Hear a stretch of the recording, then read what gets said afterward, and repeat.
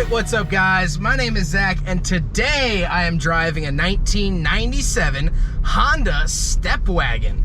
Up front is a 2.0 liter inline 4 and down below is a 4-speed automatic transmission. Now I am super excited to be driving this here Stepwgn for a ton of reasons, but mainly the fact that we did not get these here in the United States. It's weird, although oddly familiar as well. I'm excited to share those reasons with you today. This video was filmed in the beautiful Sunshine State of Florida. If you would like to submit your vehicle no matter where you are in the country, please head on over to zackpradle.com where there's a quick and easy submission form, and the next time I travel the country, I might be coming to you. So let's get back to that B20 under the hood, the 2.0 liter inline 4. Well, it makes about 123 horsepower, which is real easy to remember, 1, 2, 3, but that is the bread and butter, and one of the biggest appeals of the Stepwgn is the B20. It's a B-series engine from Honda that, if you know anything about Hondas in the 90s, you've heard of the B-series. You've heard of people modifying and building B-series engines. So let's pause the drivetrain section here for a second and talk about what the heck this thing was. In the 90s, there was a big push for vehicles to have 3 rows of seating.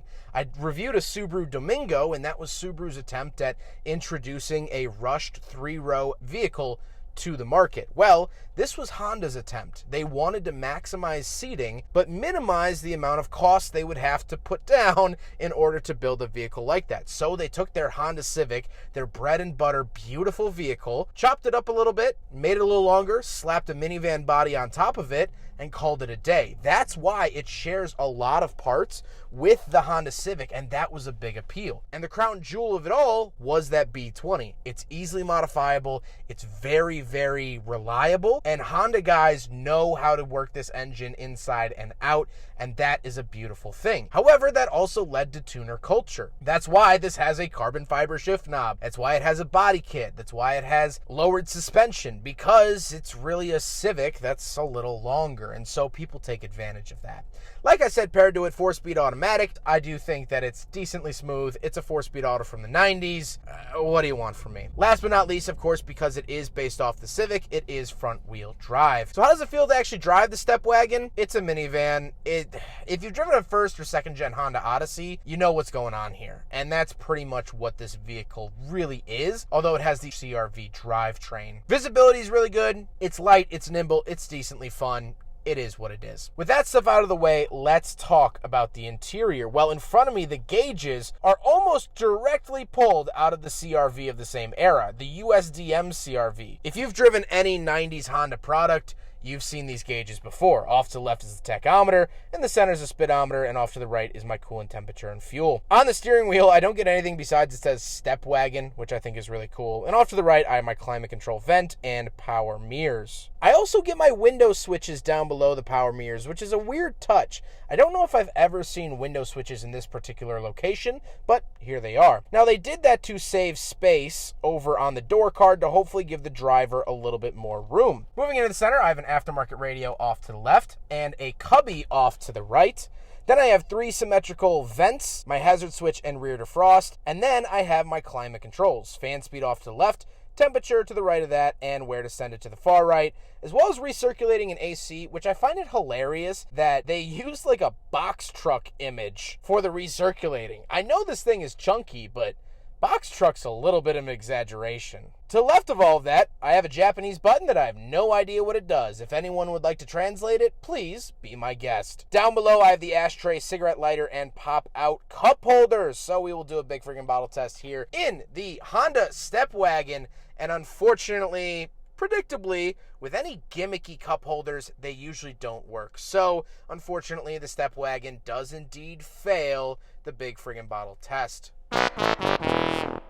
Then I get a nice aisle. I don't get a center console, but I really do like the aisle because it makes getting from the front and back super, super easy, and I love it. However, we got to talk about the seats. The seats are nice and comfortable. Again, they are finished in this really nice Japanese fabric that I just really, really love. However, speaking of seats, we do have back seats, so let's go do a couple back seat reviews. And I wanted to get in over here because it's the only place I can get in. there's only a door on the passenger side, which for us Americans, seeing it on this side is pretty weird. However, once I am back here, I get little cup holders. I get this big hoop for the central air. There are 4 vents up here, and I can adjust high and low. Probably hear that as I have to yell now. I get curtains on this side, which is very, very strange. And then I get a 3rd row as well. Plenty of space in the Stepwgn. If there's anything you take away from this video, this car is so versatile, and I'll share more reasons why. But I can also lay these seats completely down, which is super neat. I can take this little jump seat, fold that down. Even if this seat were up, which I could put it up, as a 5'11", not small guy, I fit back here really, really well. I'm comfortable. And that's amazing, given the fact that this is a Civic chassis. I mean,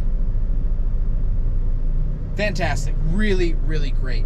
Let's hop out, we'll take a quick look at the trunk, and we'll talk about the looks. All right, so we're on the back of the Honda Stepwgn. Gotta love the old Honda gold badges. I miss when they used to do that.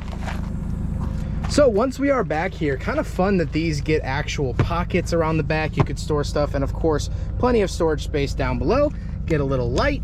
That's pretty much it. Nothing too crazy, but you have to remember the main focus was getting the 3 rows of seats. Anything after that was pure bonus. So it's nice that you got anything at all, and love to see this in the Stepwgn. Now we gotta talk about the looks, and first of all, let me get ahead of it. This actually has the front end swapped on, I believe from a 99 or 2000 Stepwgn. So this is the updated front end someone tacked on. Again, speaking to that tuner culture, so it's not the original front end. However, I do like the look of the Stepwgn. I wish it was a little bit more of an interesting color, but it definitely looks very Japanese and unlike anything we got here in the States, even the Honda Odyssey. It's definitely very distinguishable from that, and I really, really like it. However, let's get on to my final thoughts. What do I think finally driving a Honda Stepwgn? Well, I think this experience has been really, really cool. It's interesting to see Honda sort of breaking ground on the minivans. I know that the Honda Odyssey existed at the same time, but that was heavily based off of the Isuzu Oasis, of which I've reviewed an Oasis, and you'll see that at the end of this video. Honda was kind of grasping at straws here, trying to make a minivan and just seeing if it would stick. Minivans existed here in America in the 80s, but over in Japan, they didn't catch on till a little bit longer. They mostly used wagons for not only businesses, but for bigger families. So the minivan was still a new concept to Japan in the 90s, and Honda really wanted to try it, but they didn't want to put all of their eggs into one basket. That's why this is based off the Civic. That's why Honda went in on the Odyssey with Isuzu. Now, luckily, things worked out because Honda Odysseys are a staple on American roads and roads worldwide. But this is still when they were a little unsure. And that to me is really cool. I get to sort of put my headspace into the idea that, hey, maybe Honda didn't really know what the future was going to hold. So they dipped their toe in the water, and I'm glad that they did because they made a fun, cool, and interesting van that I get to review today here in beautiful, sunny Florida. I like this. If you're a Honda fan and need a people mover, there's nothing else. I mean, just boost the B series and you'll have a ripper on your hands. And that to me is really, really cool. Huge thank you to Matt and Tim from Obscure Rides. Obscure Rides is absolutely awesome. They let me take this car out today. They have a bicycle shop as well as classic cars, and they're always doing something fun and interesting. If you're in the St. Augustine, Florida area, please go check them out. Their information is found in the description below. I cannot thank them enough. They've been absolutely awesome through this whole process. They've been a huge asset to the channel, so please go show them some love. But I hope you guys enjoyed the video. Don't forget to rate the video, comment on the video, and subscribe if you really liked it. Take care, guys.